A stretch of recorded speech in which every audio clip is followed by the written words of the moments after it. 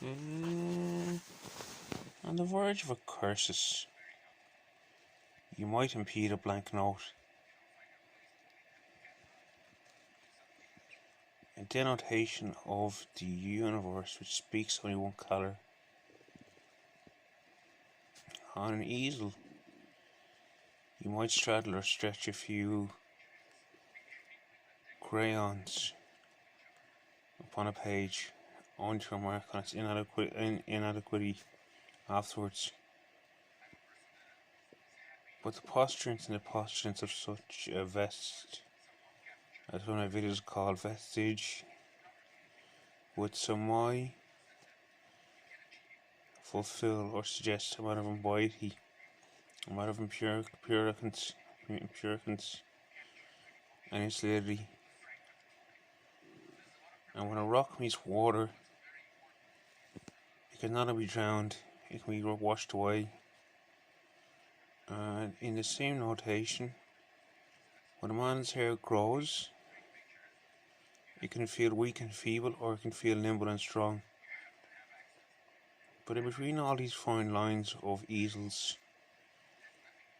and coloured rotations of the skin, or of the remedial aspects, or the reflexive of existence itself, lies a distinct lie that there is a lie. Ever. That nothing is the most obscure, beautiful, manageable truth to the end of the day, every single way. That no one can't hit that boundary and say, wow, I met something amazing, they're incredible. Whether it's in phase 1 of life, phase 2, phase 3, if you have phases, in your younger age, in your middle age, or in your older age, that you have made something astounding and wondrous. And in a regress state and a stampeded state, it'd be like a fashionable item to say I had a rock hard time, or I endured too much, when you take the pickle off the bread, so to speak, and say, there's a nicer sandwich. And if you actually feel you've had it too rough or tough, how about peeking behind the blind for a second, seeing that there's light, whether it be in the daytime, the night time, or dark alleyway, or the end of the tunnel. We all meet it. Every one of us knows what that light is. Pure wash over on occasions, pure sensado going from the toes up to the head, or from the little tingle that we get at the base of our spine. We seem to feel something exciting happen, or the butterflies in our stomach, or our pineal or crown chakra just pinging off with the notation of some beam of light coming through our head, like some illumination factor. And when we become awash with that kind of redress, that assornage, that distress, which says open the curtains and scurry out, the blackness, the darkness, the crowd, the bits that don't want to be there, that you don't want there, that don't want to be there deep down, they want to discover and become the rest of the particularization of the transformation of the alchemy of man. It's an anti-ethical progress and process, but nothing will ever be, nothing will ever swamp it, because within the darkest molecule, or the darkest man, or the darkest animal, or the darkest patch of land, or the darkest part of the universe, or the darkest god even, or saint, or angel, lies redemptive quality, lies that influence of love and declaration that can only sing its own song once it's inferred within the very embodiment of what I am as a man, or as man. There's no quality like it to say there'd ever be a universe or world that would compare to it. To say there's something that doesn't evade everything until you become it, and see it for what it is in its own armour, because it leaves you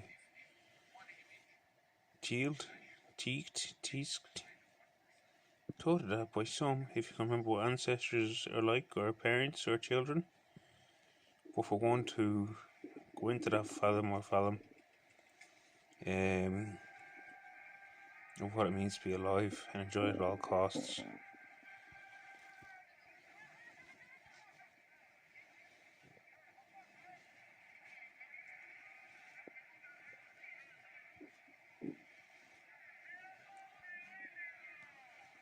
And the lightsaber works. The lightsaber really works to shoot down that stuff. And sometimes when you can put down the lightsaber and say for a few days or a few hours or a few minutes or a few weeks or a few months, and say I'm back in touch with that state again that I missed so brilliantly, and I don't know what happened or where it went, but all the in-between bits don't seem to matter. That's a wonder upon itself. That it's like someone clicked their fingers and I'm going to teach you all this editing, I'm going to bring you behind closed doors, I'm going to beat you up, rope you and torture you, but at the same time you're going to come out and realise what's going on at a deeper level. And a more transgressive level, you're going to get more evolved, more beaming, more sainted, more notable to the world, to the earth, which is where I'm firmly harbored.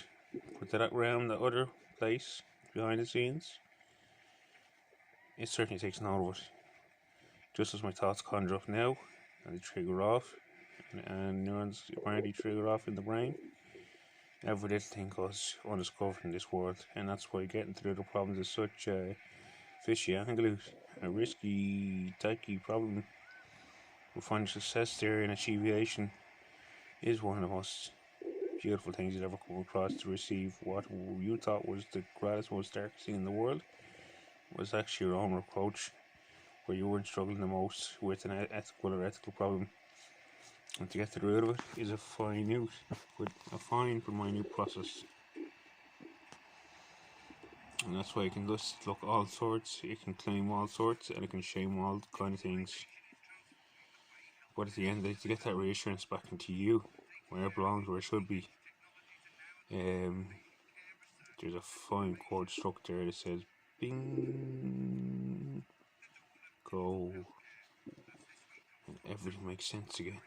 And you return to the dwelling place, the harbour, the cave, where the river wasn't running, where the sun didn't shine its light, where the biggest mountain was cowering over where the smallest mountain was cowering over the biggest mountain, or the biggest mountain was towering over the smaller one, the smaller concave cave.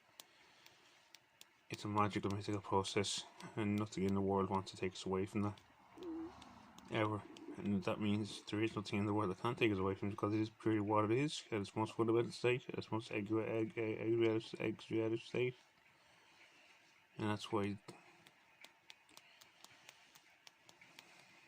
sometimes you say one more dive into the sea isn't so bad.